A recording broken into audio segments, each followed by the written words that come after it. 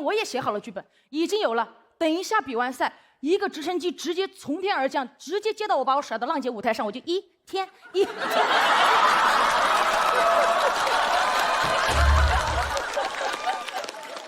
但是还有一次，我的一个小同事，一个小妹妹，在客舱工作的时候被一个旅客要电话，旅客说你不给我话，我就投诉你。我想办法能要到你的电话，非常害怕，走到后厨房问我姐怎么办。我说我跟你一起去。我走到那个面前，我说你是不是要他电话？你连我都一起要了。旅客说我不要了。我有多不像空姐，他就有多不像老师。记忆非常深刻的是，有一次小时候小学我在被同学欺负，剪我的头发，我就还手嘛，我们两个人就互殴起来，结果就请家长了。对方家长一来，来势汹汹的直接问我爸：“你怎么教育的？”我爸说：“谁让你孩子剪我女儿的头发？”对方家长直接说：“剪你女儿头发，她又不痛。”我爸在说：“谁说不痛？她头发都死了，你看不见吗？”去年比完赛，人生发生了非常大的变化。大家知道我离了婚吧？我被人追啦，追了1年呢，追着骂，骂成了我的微博金粉。前不久还在给我发消息，李希哈，你这个被资本硬捧的婆娘，你把冠军还给何广智。首先，何广智已经是冠军了。其次，我跟何广智是2个单位。朋友，你充个会员吧，对吧？你真的想让把冠军还回来？你看完，对吧？你看完你就知道这个消息，你发给翟佳宁啊，对吧？你但凡充了一边的会员，你都不至于来冲我嘛。去年1年被营销号真的裹挟疯了，那阴谋论完全把我弄得不行了，说节目剧本也写好了，疯了，说大宅被骂是因为李逵搅黄了武则天的登基仪式。还有人在下面评论，打死武则天。我当时看下没反应过来，我第一次看到这个评论的时候，我当时很气，我说你们凭什么打死房主任？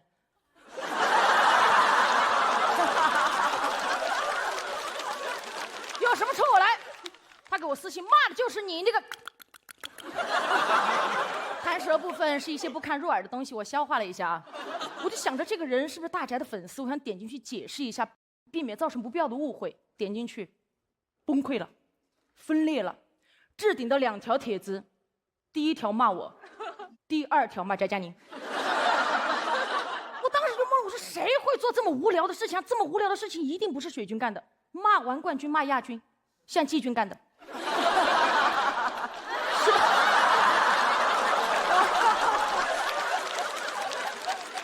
但别说李逵搅黄了武则天的登基仪式，这要是拍成短剧，肯定好看，我绝对充值。这些营销号都太会写剧本了，感觉节目是他们办的一样。好，都说有剧本，我摊牌了。今年我也写好了剧本，已经有了。等一下比完赛，一个直升机直接从天而降，直接接到我把我甩到浪姐舞台上，我就一天。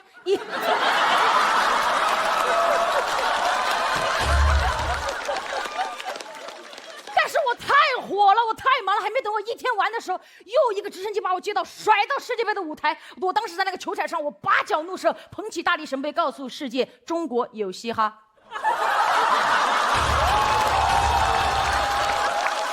还有些营销号还没完啊，阴谋论真的疯了，说我抢完了翟佳宁的商务，一派胡言。我的商务内衣卫生巾。众所周知，翟佳宁她不来月经，虽然现在很多人说她每天都像在来的样子。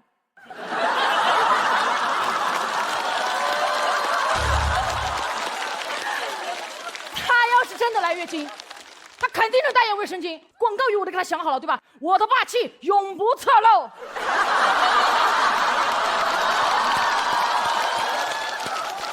那段时间，身边朋友们、演员朋友们、俱乐部老板们都很担心我嘛，被骂成这样，你们俩关系会不会受影响？是不是非常不好？完全没有，我俩被骂的最厉害那段时间，我们两个抖音天天续火花。佳佳，你给我发，你被骂了，我也被骂了。节目结束后呢，他好在虽然被骂了，但工作还是比较多，和他呢也一起参加过好多次活动。有一次我在化妆，就收到他的微信。嘻哈，快了，哎吧，受不了了，我就知道现场出事了，他受不了了，我立马冲到现场，没办法了，救驾来迟，根本钻不进人群，因为我看到好多人围着他，拿着专业的设备对准他，然后他的周围全部都是很专业的打光灯，然后他的脸上就很惊慌。上一次见这样场景的时候，还是我的小猫绝育的时候，我那个时候一下就明白，原来长大就意味一定要失去一些东西。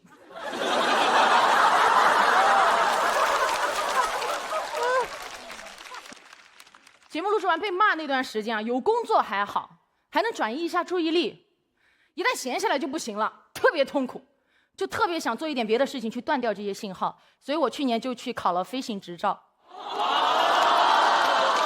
因为起飞就彻底没有信号。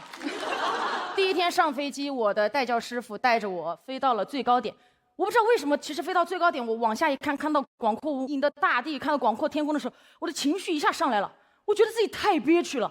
飞到最高的时候，我跟师傅说：“师傅，我要发泄一下。”我师傅看着我：“你要搞什么飞机？”我也没管，我当时憋不住，我觉得很憋屈嘛，我就开始尖叫，我就尖叫，然后各种咆哮，各种发泄。尖叫完了之后，师傅在旁边不知所措，看着我说：“开了这么多年的飞机，也是第一次开到尖叫机。”我就很痛苦，当时发泄的时候，眼泪就在眼眶打转。我师傅看着我说：“你别想这么多，你把你想做的事情做好就行。”我说：“师傅，我想把飞机倒过来飞，这样我的眼泪就不会掉下来。”他说：“倒嘛，可以啊，你眼泪不会掉下来，我们就掉下去了。你要想一下，你为什么来学飞行嘛？”我说：“我要在自己的航路上越飞越高，我要把人生的方向盘掌握在自己手上。”师傅说：“高度太高了。”我说：“我还没有开始上价值。”他说：“老子说飞机高度太高了，往下压。”还好，我跟师傅那天飞得非常的平稳，最后还是平稳下了飞机，就是落地了。下飞机的时候，我就跟师傅说：“我说师傅，刚刚我在飞机上发泄、尖叫、讲脏话那些事情，你知我知就好，你不要跟别人说了，我不想大家看到我脆弱的一面。”师傅说：“啊，刚刚那个频道的管制员全部都听到了。”啊，我就觉得完了，我根本没有办法回到那个塔台。回塔台的时候，我就不敢抬头，那塔台的同事们好热情啊，赶紧过来，嘻哈，你飞得好棒，我们所有人全部听到你在飞机上用那个在天上用意大利语跟我们打招呼，在那里 ciao ciao ciao ciao ciao。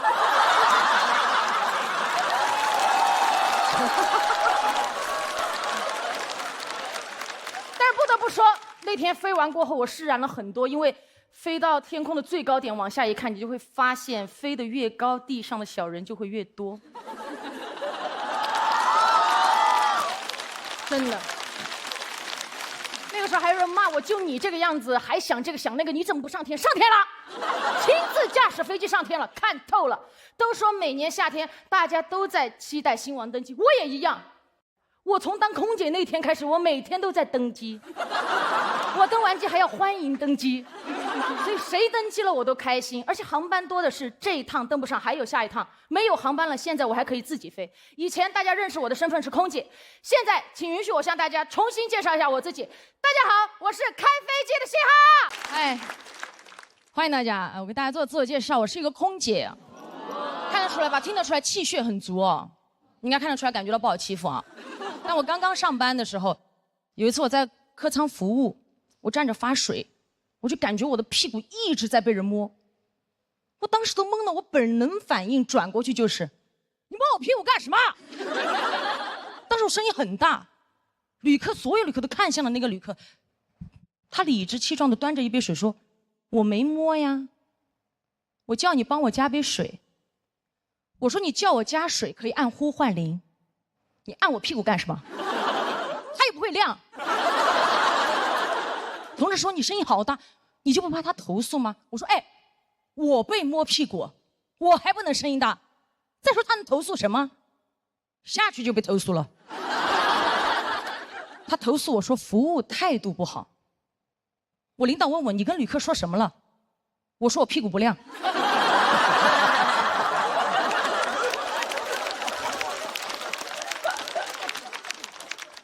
领导说你怎么能这么跟旅客说？我说就是不亮啊，你的会亮吗？给我看一下。经常遇到这类的事情。还有一次，我的一个小同事，一个小妹妹，在客舱工作的时候被一个旅客要电话，旅客说你不给我的话，我就投诉你。我想办法能要到你的电话，非常害怕，走到后厨房问我姐怎么办。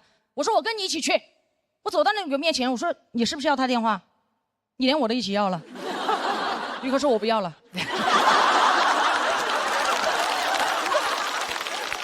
我说你为什么不要？他说我就是不想要了。我说嘿，电话只想要一个了。刚刚发饭的时候，餐都要2盒。哦，但这句话我没说啊，我怕被投诉嘛。后来下去还是被投诉了，他投诉我非要给他电话。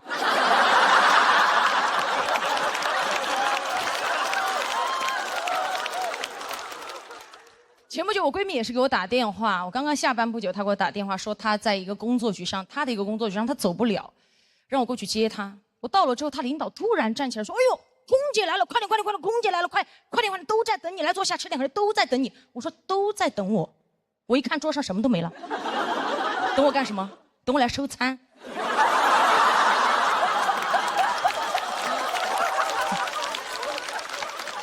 我刚刚下班又要上班，刚坐下，他领导就递了一杯酒在我面前。我说我不喝酒，真不喝了。他领导说：“哎，你们空姐不是都挺能喝的吗？”我心想，什么叫空姐都挺能喝？你见到的空姐都是站在门口，您好，欢迎登机，15、20没有过，这样吗？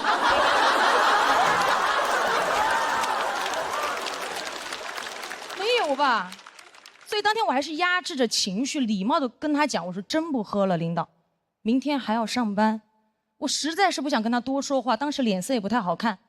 只见我朋友的领导脸色一沉，拍了拍我朋友的大腿，说：“你朋友生气了？”我看到噌的一下站起来，你摸他腿干什么？当时我仿佛听到有人说了一句：“他声音好大。”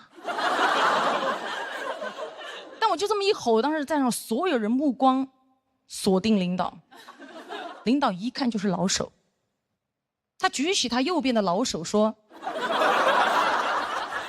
我没摸呀，隔着裙子不叫摸。”我低估了他这张老嘴，我气到浑身发热，汗流浃背。当时左边胸上的硅胶胸贴气到贴不住，咣的一下就掉出来了。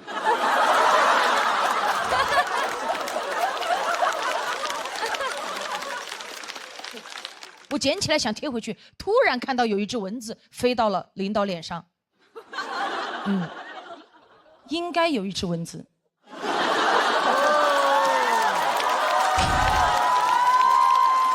就是蚊子。我抓着我的胸贴一啪甩在他脸上，唰一声巨大声，当时领导都懵了。他说：“你打我干嘛？”我说：“没打呀，隔着胸贴不叫打呀。”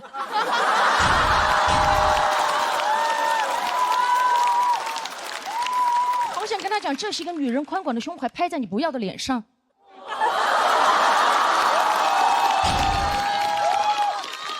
我手收回来的时候，胸贴依旧在他脸上，显得他脸皮更厚了。他当时什么话也没说，只是默默地摘脸上的胸贴，一边摘一边看着我闺蜜说：“你朋友挺有种的。”你看，他连这句话都不敢对着我说，因为他知道我真有。而且他但凡有点常识哦，他就知道这不是我全部的实力。因为我还有一个胸贴。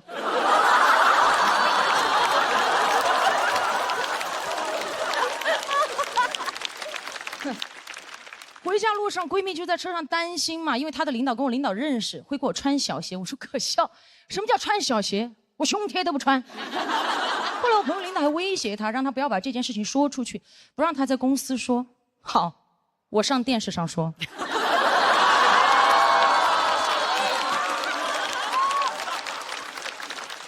说出来是我该做的事儿，又如何是他该想的事儿？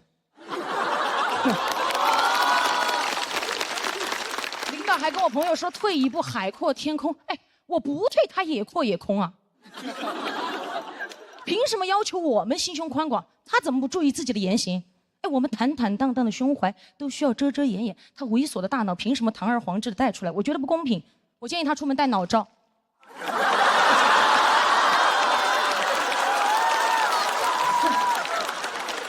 爽啊！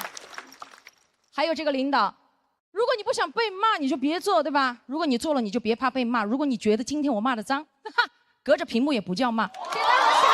哎呀，节目都看了吗？好不好看？我也觉得节目非常好看啊，真的看得我激情澎湃的。那节目播出之后，我的生活也发生很多变化，就是收到了非常多的私信，我都有看，因为在座的应该有给我发过的吧？有。有一些很多啊，有很爱我的，表达了一些对我的喜欢，我非常开心。但看到一些也不好看的，有骂我的。我一天在家里，我就坐在沙发上，我就读私信。哎，其中有一条我就读得非常大声，我就在那读，我说：嘻哈，你没有教养，你说话声音太大。我都还没有任何反应，我爸从书房冲出来，谁说你声音大？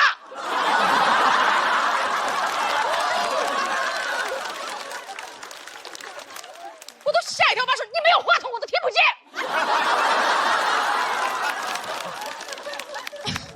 我在那个沙发上掏耳朵，我说，我突然觉得这个私信真的说的还是挺有道理的，真的。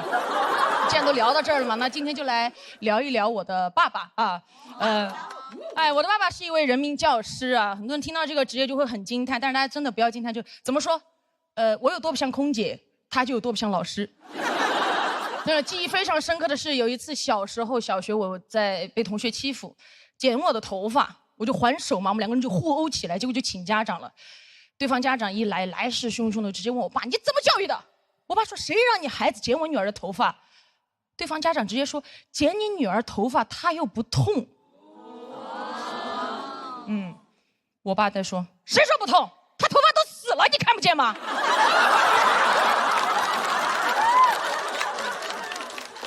然后过来看了我一眼，抓着我剩下的发，你看，还有些没死透的还在哭。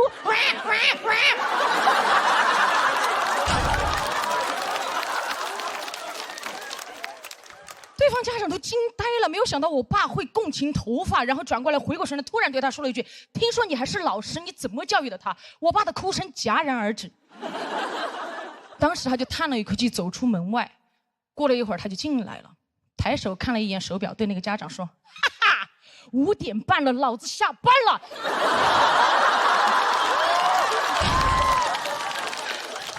现在，老子只是一个父亲。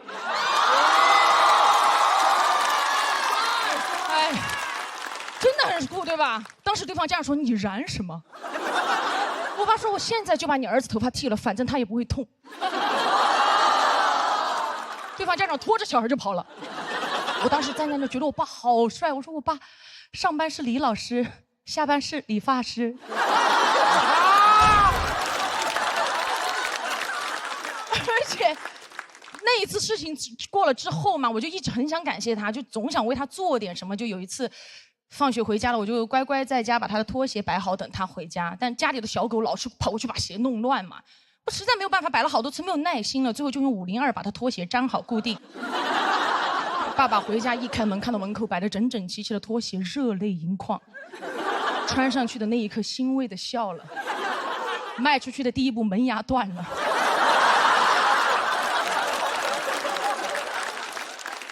他艰难的爬起来，开始张着血盆大口开始追我，特别像个密室的 NPC， 你知道吗？我俩隔着茶几在那周旋，眼看我马上就要被爸爸抓住了。我爷爷突然从房间里出来，对我张开双臂说：“过来，不要怕。”我一下扑进爷爷的怀里，那一瞬间安全感爆棚。1秒钟之后，我爷爷把我转了一个方向，对我爸说：“快点，抓住了，来！”但真的，尽管我那么调皮啊，我爸爸和我妈妈其实一直很支持我做我喜欢的事情。当年就是一意孤行的去当空姐，他们也很支持，也很开心。然后有一次他们去旅游的时候，就偷偷买了我飞的那一班航班，没有跟我说。我当时在飞机上看到我爸爸那一刻，我都吓到了。我爸给我眨了一下眼睛。我不敢说话，那个时候我刚飞，我太小了，我就回到工作间。起飞之后，他就找我要了一杯橙汁儿。我送到他手里，转身还没有走2步，突然就听到我爸用巨大的声音在客舱朗诵。他喝了一口，他说：“啊，好甜呐！”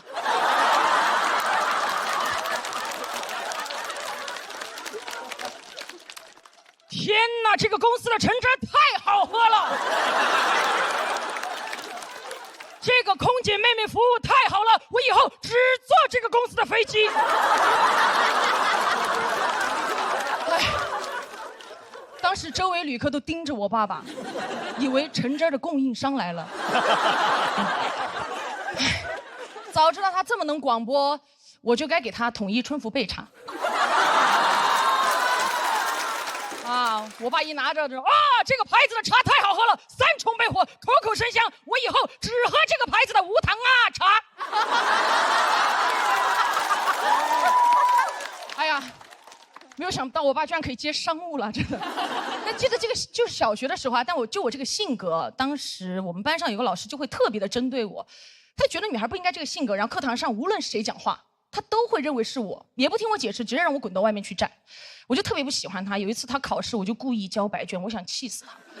我也不知道我当时哪里来的自信啊，可能我爸的比他先气死。老师让我把卷子带回家给我爸签字，我不敢，我就拿回家模仿我爸签字，最后还是被发现了。我爸爸过来直接把卷子拍在桌子上说：“滚过来！”我当时就跪下了，我一边跪一边滚，就前滚翻。我边滚边承认我的所有错误，我说：“爸爸，我知道错了，我再也不气老师，再也不跪交白卷，再也不骗人了。”我这么翻滚到他面前的时候，我就觉得我已经把所有的错误都主动承认完了。我爸低头看着我说：“你刚刚说的那些，我都能理解你，我不怪你，因为是你的老师针对你，你委屈，我都理解你。”我当时抬头盯着他，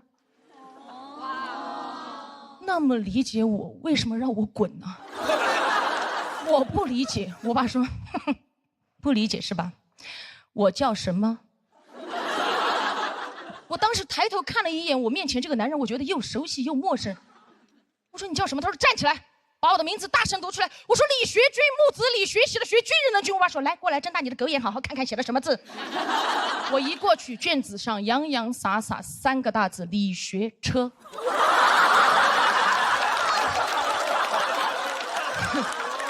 我爸说：“我学车，我学什么车？你把我那个军字上面的兔宝盖给我掀到哪去了？学敞篷车。”啊！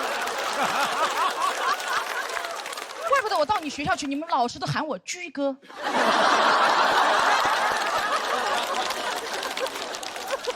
滚进去，把我的名字抄100遍。我当时就很不服嘛，抄的时候在100个学军里面藏了3个学车。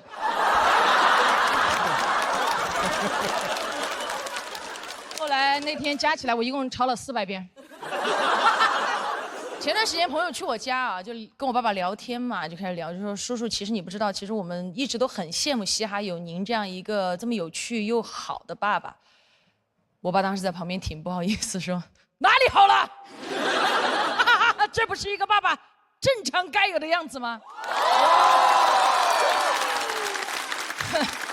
我朋友听完，当时在旁边就说：“嗓门确实挺大的。”其实这次来之前，我压力也蛮大嘛，因为看了那么多不好的评论，加上又是半决赛。然后爸爸走之前跟我说：“你好好讲，不要去管那些不好的评论，有我和妈妈，你什么都不要怕。”我当时转过去盯着我爸爸，我说：“爸爸，原来你可以小声讲话。”我爸当时说：“当然啦，因为最好的脾气要留给你和妈妈。”谢谢爸爸，谢谢大家，我是嘻哈。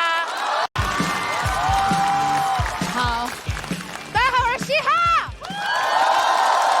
好，接下来我们就最后一起狂欢一下，可以吗？好，给这场比赛画一个圆满的句号。想跟大家分享一个事情啊，前几天因为就上节目的事情，我也上热搜了，热搜词条嘻哈离婚。很抱歉占用公共资源。我没有想到自己这么快就说上了这句话。第二天一醒来，营销号词条更过分，嘻哈离婚，独自抚养2个女儿。很抱歉占用房主任的2个女儿。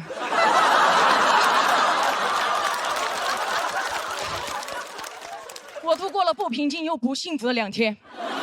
离谱，你想好离个大谱。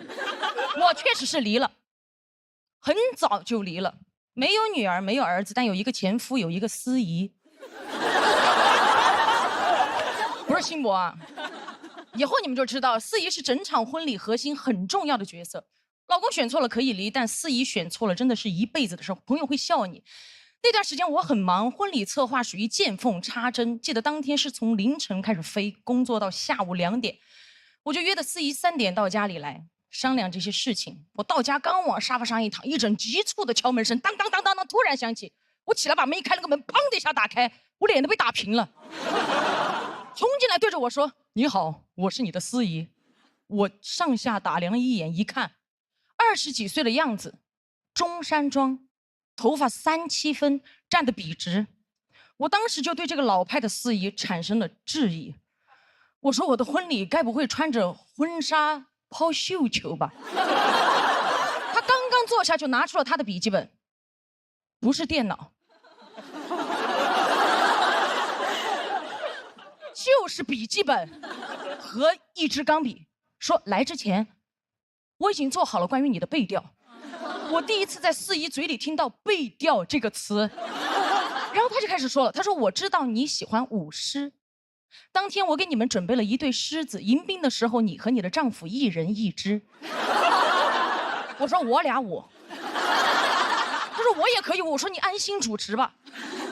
他说我还知道你喜欢5月天，我把你上场的音乐也选好了，就是你最喜欢的知足。怎么去拥抱一道彩虹？怎么去拥抱一夏天的风？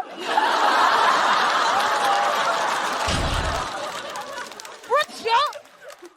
他说你不喜欢吧？还有一首恋爱 ing 恋爱 ing 恋爱 ing。我说停，不要再唱了，唱2句就够了。他说你版权意识好强。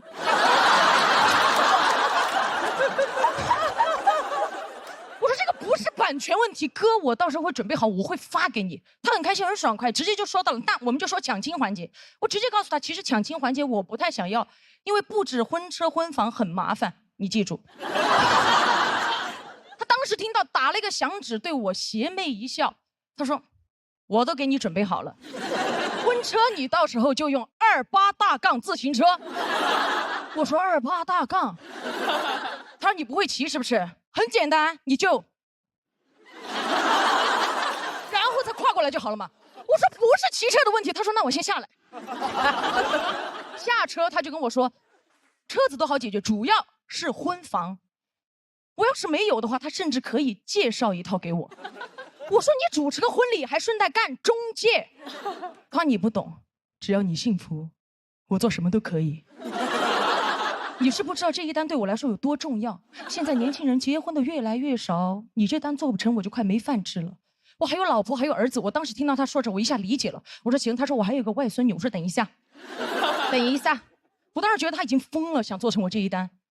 我说其实我实话告诉你，主要是我的预算有限。他说什么预算？不要预算，你这一辈子就结1次婚。现在看来，当初他话还是说早了。他都说到这儿了，我也直接告诉了他，我说其实我这个婚礼于我来说，其实再怎么办都是不完整的，因为有些人我想邀请的人他就是来不了。他说谁？我说我的外公。他说他在哪儿？我说死了。他说死了都要爱。这首歌放在婚礼上也可以，也是你喜欢的阿信的。我说信。他说什么信？我说不重要。好了。我说我的外公看不了我结婚，其实真的就会是我一辈子的遗憾。他走了这么久，甚至都没有来我梦里看过我。他说你怎么知道他来不了？再说梦是反的，你太想他，他就来不了。只有你把他放下了，他才会来。所以你要办婚礼。我当时已经没有什么耐心了，心里已经想好要换司仪，我就把他打发走了。关门前我说走吧走吧，后面写信联系吧。心力憔悴，真的。非常累，当时把他推出去，把门一关，瘫倒在沙发上，还没回过神，梆梆梆，敲门声又响起，我气到弹起来又开门，一打开门，我说谁呀？一开门，一个西装革履的先生说：“您好，我是您的司仪。”老子当时火都上来了，我说你同事刚走，你没看见吗？骑着28大杠走，你没看见吗？我说我同事不对呀，只有我呀，你约的3点。我低头一看表，确实才3点。回过神来，原来刚刚只是在沙发上做了一个噩梦，还好不用舞狮了，这个司仪就正常多了。我跟他当天聊完，我就定下了他。很快，婚礼的前一天晚上，我就非常想念我的外公，然后我就开始翻照片，越翻越不对。外公年轻的时候跟我那天梦里的司仪长得很像，但很模糊，所以那个梦里到底是不是他来，他到底有没有来看过我，我到现在都不知道。但是婚礼当天一切都很好。婚礼进行曲响起来的时候，我的耳边甚至响起了恋 IING， 我就知道当天外公和窦尔顿至少来了一个。来参加节目前，我因为没有办法照顾家里的猫啊，我就买了几个监控安在家里。那个监控比较高级，录入人脸之后就会有详细的显示某某在客厅，某某在厨房。安好的第二天，我的 app 上推送陌生人闯入，我赶紧打电话给爸妈。爸妈说这不见鬼了吗？哪儿有人啊？排查下来发现监控识别到了客厅外公的遗像，真见鬼啦！后来爸爸把外公的遗像放到监控面前，录入人脸。录入外公之后，就真的再也没有收到过陌生人闯入的提示。前段时间第一赛段播出的时候，我当时正在上海，当时我收到一条监控 app 的消息是外公在客厅。就在那一刻，我就知道我的外公也许并没有错过我人生的每一个重要时刻，比如我的婚礼，比如现在。谢谢外公，我是丫丫。谢谢大家，我是嘻哈。大家好，我是嘻哈。哎，我来跟王源兜底了。哎呀，大家别看我这样子哈，其实我小时候也被欺负过。有一次，一个同学没有事情做，把泡泡糖粘我头发上了。你们知道那个东西很难扯的，我扯了很久，扯来凝固了，直接扯成一个机关，然后我就这么哭着回家，扯半天，越扯越气，然后就哭着，就回家。然后外公远处看过来，以为跑了一只火鸡回来，然后跟我说：“你在学校里不要跟别人动手啊，就朝他吐口水就好。”第二天到了学校，果不其然，同学又开始追着我打了，把我逼到角落，走投无路。我真的忍无可忍，我当时吐出去那一瞬间，整个世界就安静了。因为当天风很大，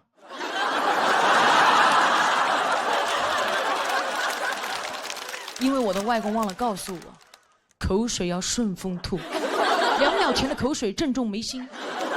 我的外公一生打过很多仗，抗美援朝、解放战争，然后从小就跟我说了，打，给老子打，仗来了就要打。这句话真的影响我很多，但那次发现口水仗不好打。我第二天到了教室，拉开书包，发现里面多了一根擀面杖。当天刚好是学校组织的春游，外公也刚好给我做了我最喜欢吃的馒头，跟那个擀面杖放一起。到了目的地，我刚拿出馒头，一个同学拿着他的薯片过来嘲笑我吃馒头土，一把把馒头给我打掉。老子拿出擀面杖，一把揪起他的薯片，擀得稀烂。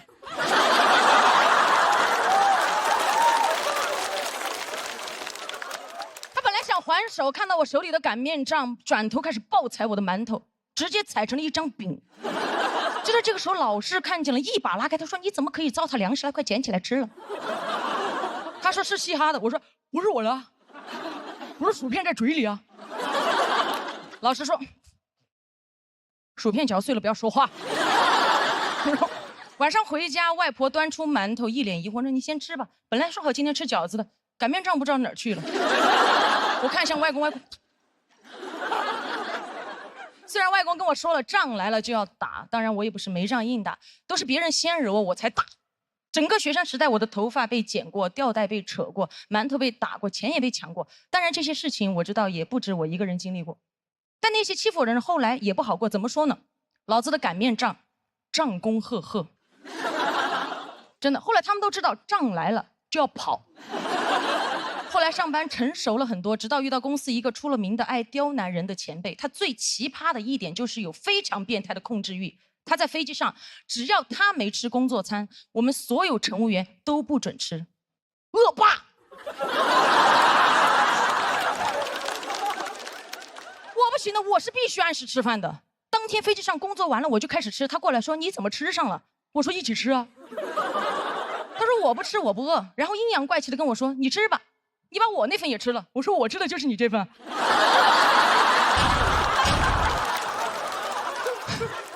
那趟航班他他后面就一直在挑我的刺。我发咖啡，他说温度不对；我发餐，他说餐冷了；我烤的面包，他说不够硬；我烤硬了，他又说软了。我当时拳头都硬了，我盯着他说：“旅客觉得很好，很满意。”他一把拉过我，恶狠狠地说：“我说什么就是什么。”我说什么？他翻了个白眼，指着我说：“你的平底鞋是公司发的吗？谁允许你穿的？”我说：“我自己。”他说：“你懂规则还是我懂规则？像你这种乘务员，你知不知道我可以处理你？我甚至可以让你不穿鞋飞。”我心想他好矛盾，又给我不穿鞋，又要给我穿小鞋。他到底什么规则？穿搭要显贵，上半身基础，下半身就不基础。疯了，真的。吃了2份饭是有点晕碳啊，真的。那这一次也是我职业生涯耿耿于怀的一次经历。后来我朋友都在问你到底是做了什么让他这么讨厌你，我说做自己。后来还在公司造我的谣，说我在外面讲脱口秀是不务正业。后来越传越离谱，有一次传到我的耳朵里，一个同事甚至都不认识我，过来跟我说：“你知不知道我们公司有个人在外面做嘻哈被抓了？”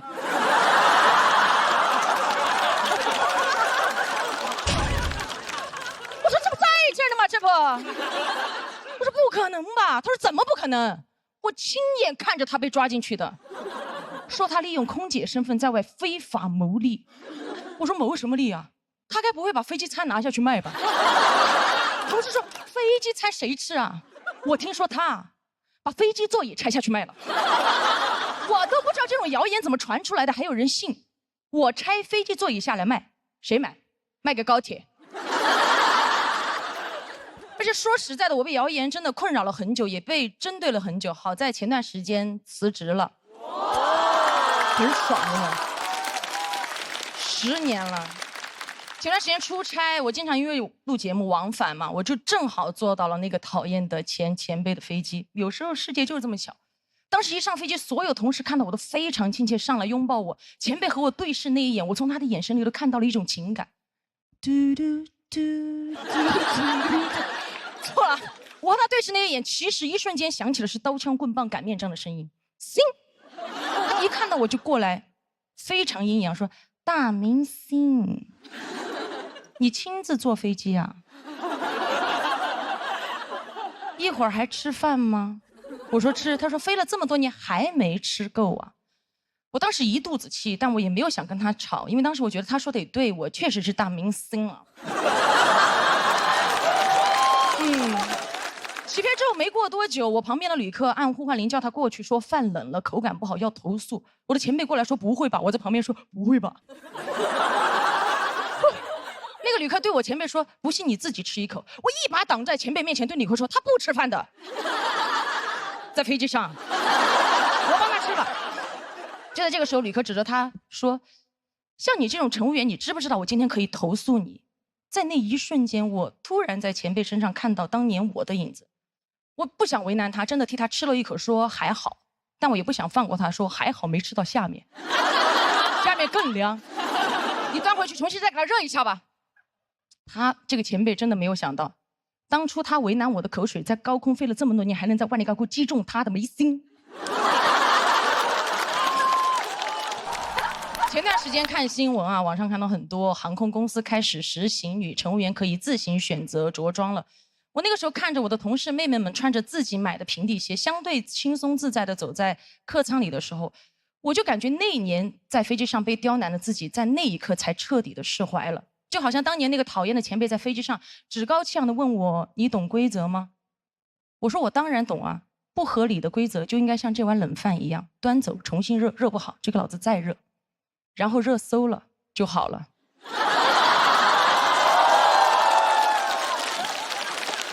他当年为难我的时候，一定想不到我不仅懂规则，有一天我真的还能改变规则。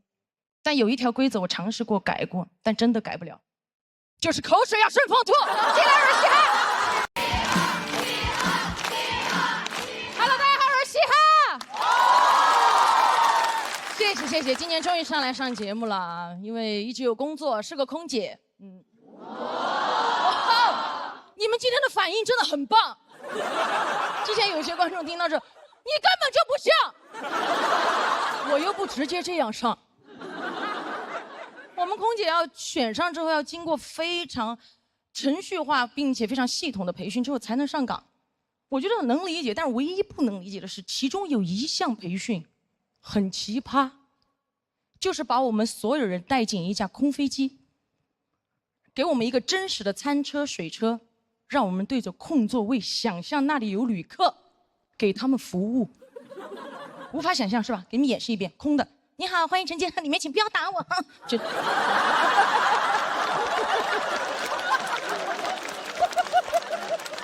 想象嘛，而且还要考试，所以考试当天我就发得很快。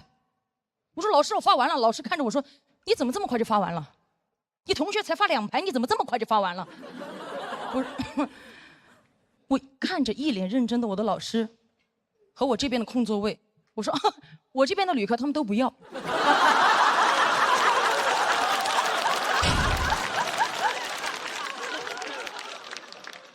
我老师非常生气，看着我说，我飞了这么多年，第一次看到飞机上138个旅客什么都不要。我说小声点，他们都睡了。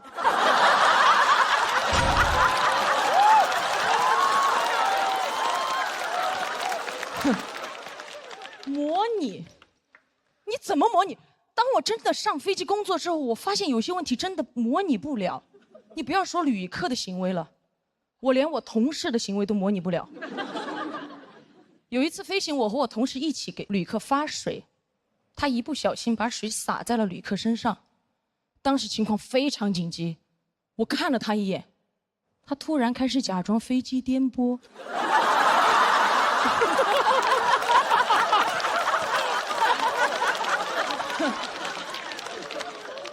他开始好颠好颠好颠好颠好颠好颠好颠好颠颠，颠回了工作间。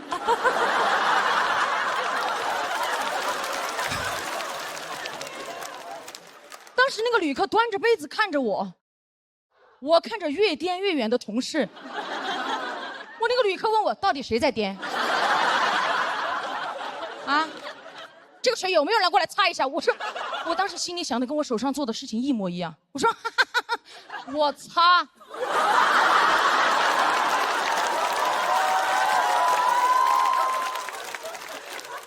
真的很多东西是模拟不了的，一旦跟人挂钩，人是很复杂的，对吧？模拟不了。有一次，一个旅客上飞机，自己的耳机坏掉了，找我要飞机上的耳机。但是因为飞机上耳机的插孔跟他的手机插孔不匹配，而跟我大发雷霆。我给他报纸杂志他都不要，他一把给我摔开，他夹着机票指着我的脸说，我今天上飞机就是专门来听歌的，听不了歌我就投诉。他这句话简直给我当头一棒，当当。而且当时周围所有的旅客都已经探出头来想看我怎么解决这个问题了，我被逼到那个地方没有办法，我蹲下问他，你想听什么？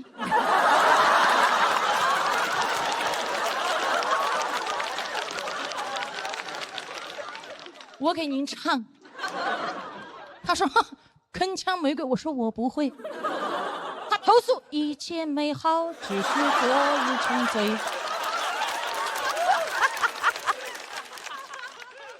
单单最后还是被投诉了，因为把他旁边的旅客唱醒了。旁边旅客拔地而起，老子今天上飞机不是来听你鬼叫的。而且我飞得越久啊，处理的事情越来越复杂。前段时间有一次夜航，一个旅客坐在3个人一排的中间位置，飞行时间太长了，他觉得有点热，他就去厕所把他那个秋裤脱掉。他脱秋裤我能理解哦，他脱的时候看到那个厕所有那个洗手液，他将就在厕所把他那个秋裤洗了。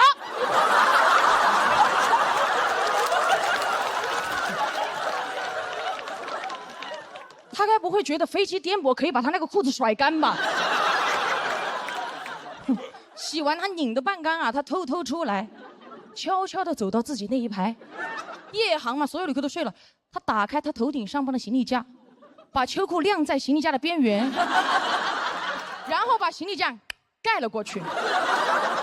最后把裤腿轻轻地搭在过道旅客的肩膀上，他献了一个哈达。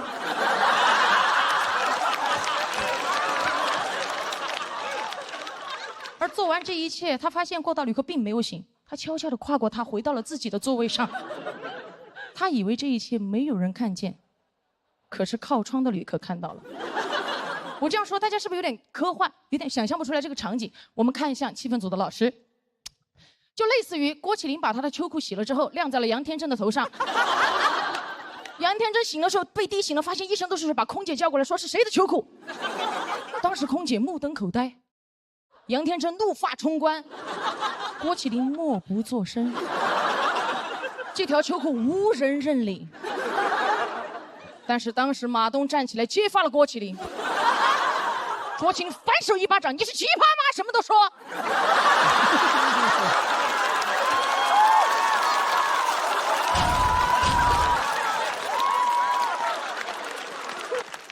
当时天真气得都不天真了，哇，三个人打得不可开交。我当时啊，就跟侯佩岑老师一模一样，礼貌的微笑站在旁边，你们不要再打了啦。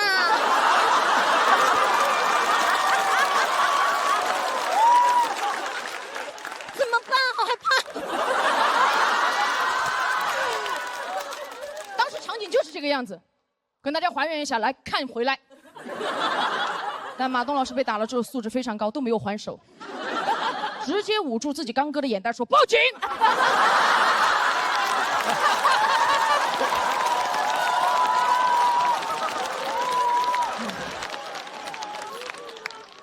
所以就报警了嘛。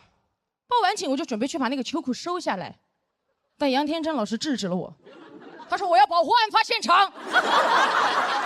我尊重，所以这条秋裤就这样飘荡着在客舱落地了。落地后，警察上来也没有想到，我的飞机上3个人因为一条秋裤打了起来。他把我叫过去，你作为一个乘务长，这么简单的问题解决不了吗？哪个要你就给哪个呀。我说有没有可能是哪个都不要呢？说完，我带着警察进客舱，我说来。一进去，我们2个就看见3个人扯着2条裤腿打得动次打次噼里啪啦的，事态已经无法控制了。警察很快把这群秋裤子乐队带走了。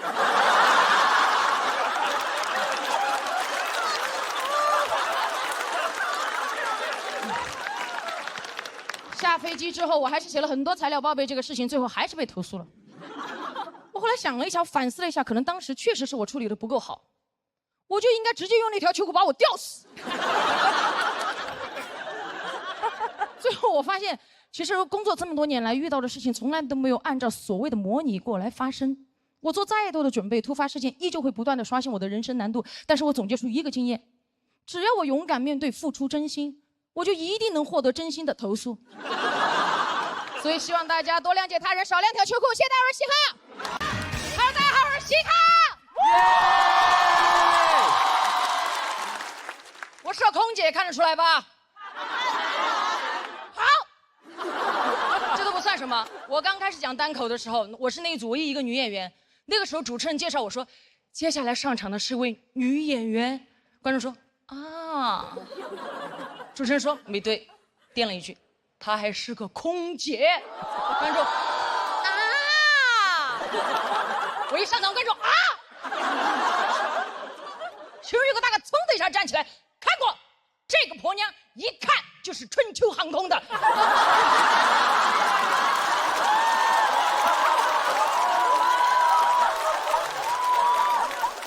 什么意思啊？别这样，每个航空公司的乘务员各有各的美，知道吧？这都算了，就是因为大家有这样的反应。前段时间我去看医生，因为腰不好嘛，我一进去那个医生的诊室，有2个老头躺在那个地方针灸。当时医生看了我那个片之后，觉得我非常的严重。他说：“干什么工作的这么年轻，腰伤那么严重？”我不好意思说我是空姐，我怕2个老头站起来笑我。我忍了一下，他要给我开脾气，他说：“你快点干什么的？”我说：“医生你，我高空作业。”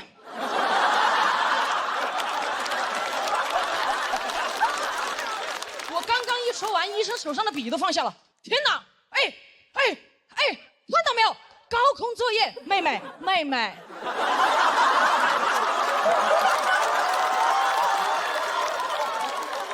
我说你说呀，他说现在像你这么年轻，开塔吊的还是少了哈。哎呀，确实我跟大家想象中的空姐不一样。我是体育生，原来是定向越野大赛冠军，国家2级运动员。怎么当上空姐的？完全是因为那段时间训练太累了，我不想跑了。我刚好碰到了空姐面试的招聘，我就报名了。拿到面试通知单那一刻，特别开心，拿着单子去找我教练请假了。我说教练，我不跑了，我要当空姐了。我教练拿过我的单子，天哪，空姐！你去嘛，你当了空姐，老子给你买架飞机。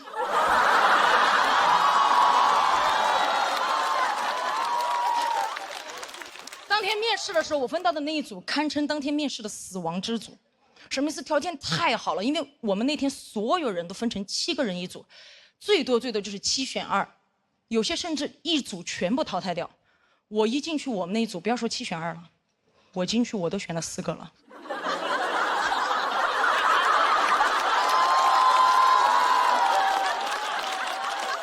太好看了。第一个女孩净身高174，新疆人，对吧？我刚进去跟她对视那一眼，我就说这个空姐你当我不当了。特别好看，漂亮到哪种地步？当天我们要求是穿短袖，裸露部位不能有任何明显的疤痕。当时面试官问他你手臂上这道疤是怎么回事？他说哦这个是胎记。面试官说：“哦，胎记，我觉得胎记随着时间的推移，应该会淡掉吧？胎记，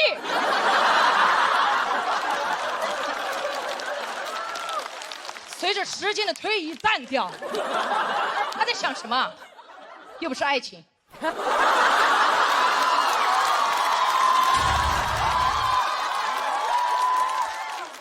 而且我这个时候已经明显感觉到第2个女孩子的跃跃欲试了，已经迫不及待，她该踏的时候一个箭步上前，老师好，我是2号，身高171，特长拉丁，咵，她就甩了一个胯出去，就这么快，这个胯都感觉甩到了对面3位面试官的桌子上放着了，目光如炬盯着对面的面试官，好像在说你们不给我过这个胯，我就收不回来哦。面试官哪里见到过速度这么快的胯，对吧？他说：“哦，挺不错的，挺不错的。那个同学可以到旁边冷静一下吗？我们后面毕竟还有那么多选手。”他说：“可以啊。”他这样送着胯就到旁边去了，好灵活，太优秀了。到我的时候，我已经明显感觉到，因为可能是面试官已经看到了太多条件非常优秀的女孩了，到我这已经明显没有什么耐心了。我刚刚上前一步准备开口的时候，他直接打断了我说：“等一下。你基本条件我们已经看了，就不要浪费大家的时间了。你有没有什么特长？”我觉得他一点都不尊重我。我当时冷笑，我说：“特长，哼，这个地方不够我起跑。”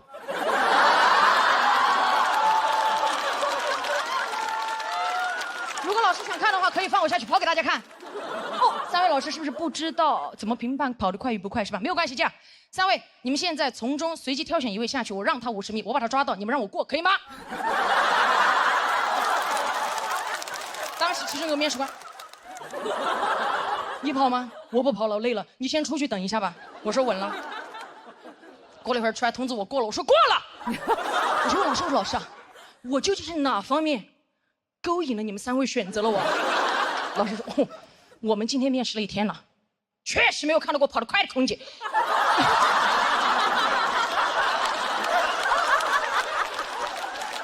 你要跑得快的空姐干嘛？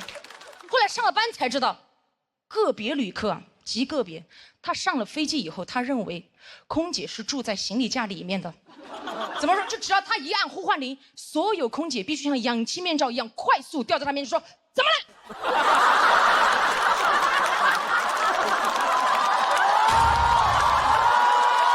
对吧？有一次我还在工作间准备，突然呼唤铃就响了。你们也知道。练体育的听不了发令枪，我当时一下冲出去在他面前，怎么了，旅客？好快！我开心极了。觉得自己的特长有了用武之地，转过头看了一眼我同事在门口胯支甩了一半。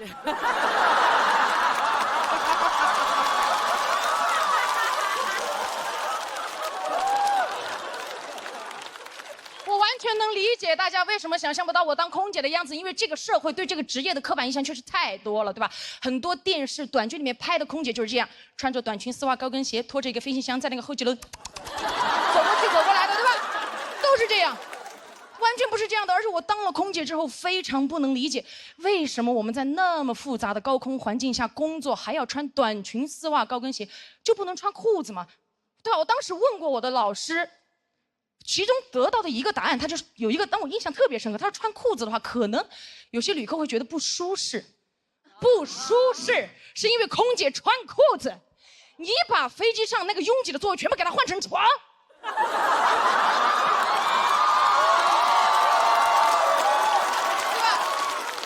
空姐穿着盔甲站在他面前，他都不会觉得不舒适，睡着了看不见，巴卡巴卡，看不见。而且丝袜这个东西真的很不方便，真的，在这个职业里，我不知道它的作用在哪里，从舒适度和安全的角度来讲都达不到，不保暖还吊裆，穿过的都知道，对吧？有些质量不好的非常恼火，哪怕这个世界上跑得最快的男人博尔特，这身装扮参加奥运会，对吧？过去各位，预备，砰！他撞线那一刻，博尔特100米成绩58秒69，没有破纪录，破了2双丝袜。而且，如果飞机遇到紧急情况着火了，真的需要撤离旅客的时候，我们撤离的最后一步，所有乘务员需要脱掉自己的丝袜，因为丝袜的材质在这种环境下非常容易起火。你不是知道它不安全吗？在这么紧急的情况下，还要花时间去脱丝袜，那为什么一开始还要穿？你哪怕给我穿一条厚一点的牛仔裤，起火的时候，我甚至可以把它一屁股坐灭。真的。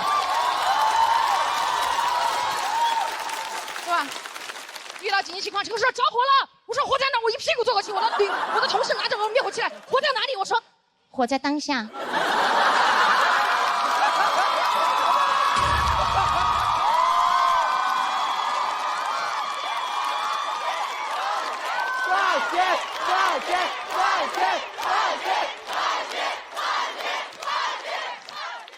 所以真的对吧？所以空姐穿裤装，真的会让人觉得不舒服吗？今天我刚好穿了裤子，我想拜托大家跟我在一起感受一下。尊敬的各位旅客，晚上好。我代表全体机组成员再次感谢您选乘本次航班，我们愿与您共同度过一段愉快而舒适的旅程。我是本次航班乘务长希哈，谢谢大家，我们下次再见。